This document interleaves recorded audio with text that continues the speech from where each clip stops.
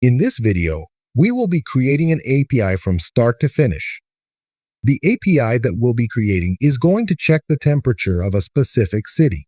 In this case, we'll be using the city of Somerset in New Jersey. This is where we are headquartered.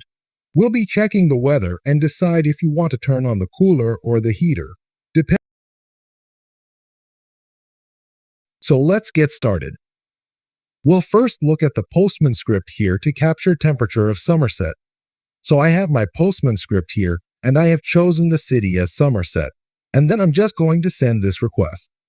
The reason I'm doing that is to understand the response and check where I can capture the temperature.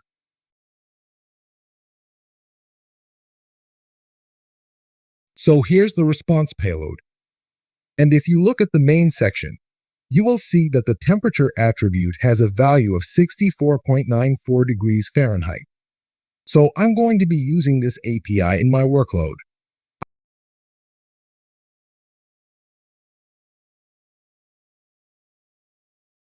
I will next go to my connection screen and check if I set up a connection for the OpenWeather. OpenWeather provides free API that can be used.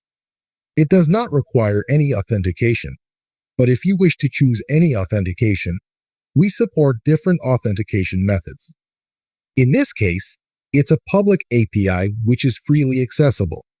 So we have that set up here. Now I'm going to go to the workflow and hit the add icon on the top right-hand corner to create a new workflow. Now this screen is the Workflow Designer screen where I am designing my API workflow. I will click on the plus icon to select the REST API task. That's my task here. I'm going to tap on it and give a name to the workflow. So let's get started with that. So the name of this workflow is going to be Create API from start to finish. That's the name of the API.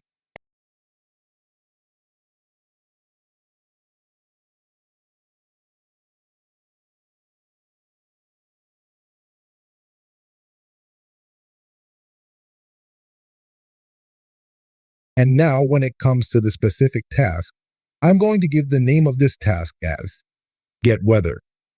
That's the name of the task. The connection that I'll be using will be the OpenWeather connection, and the method is going to be get, and I'm going to use the relative URL here, which is coming from the Postman. I have it right here, and I'm going to paste it here. That's my URL. I'm going to use the basic properties for the content type, which is application/JSON.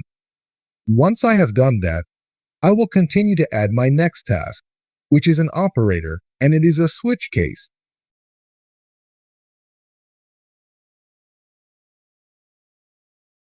So I'm going to right-click on the plus icon and choose operator and choose the switch condition. Now this condition is going to allow me to decide if I would like to turn on the heater or the cooler.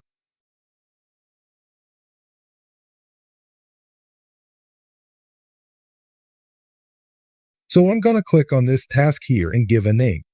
Check temperature is the name.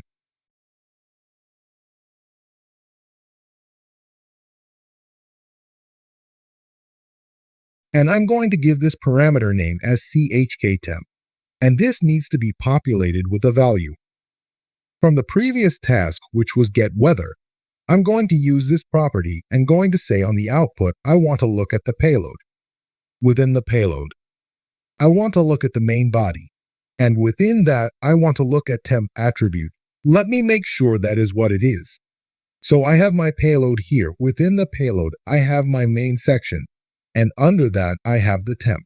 So I have that set up right. And I'll just make sure that it is having everything that is needed.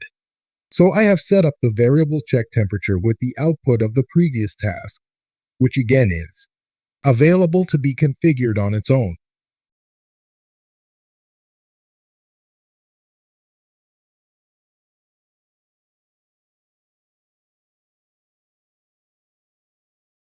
And I am going to create different cases by clicking here.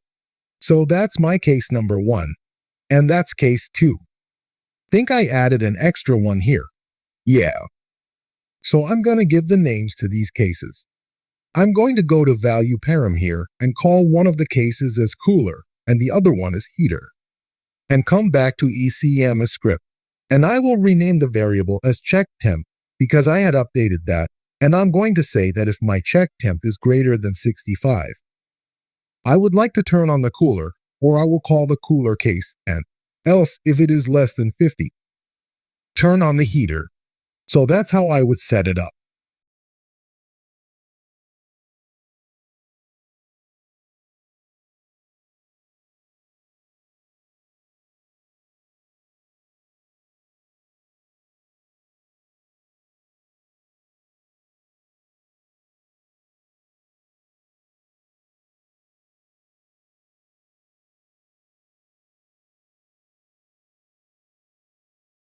Now that this is done, I can choose the respective API calls to turn on the cooler or heater.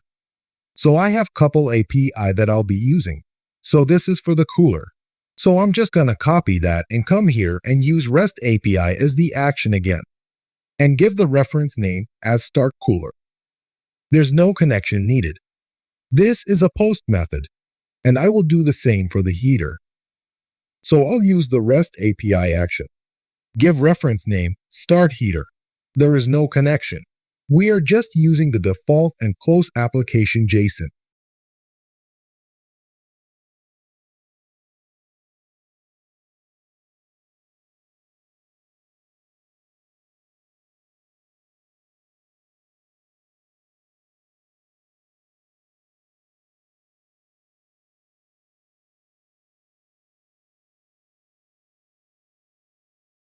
And now that this is done, I can go ahead and save this workflow.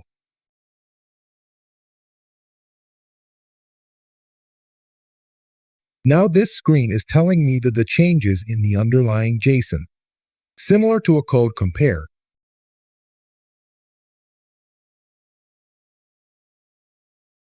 So I'm gonna click save here, and there you have it. The workflow is saved. So if I were to go to the workbench and try to execute this workflow, call create API from start to finish, and use version 1 and hit the play icon, you can run the workflow you just created.